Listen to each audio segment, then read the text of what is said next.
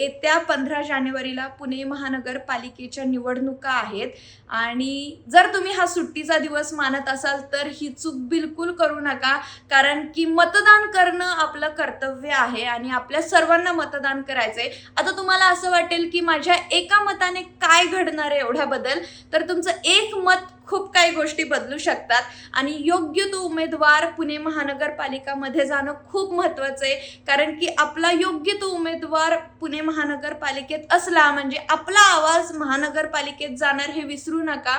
त्यामुळे कोणाच्याही दबावाखाली न येता योग्य उमेदवाराला मतदान करा आणि सगळ्यात महत्त्वाचं म्हणजे एन्जॉय करा। तुम्ही पहिल्यांदा मतदान करत असाल तर हा आयुष्यातील खूप महत्त्वाचा आणि छान क्षण असेल की आपला समाज घडवण्यासाठी तुम्ही पण एक पाऊल उचलत आहात असं समजा। त्यामुळे न चुकता 15 जानेवारीला मतदान नक्की करा। मीही करते, तुम्हीही नक्की करा।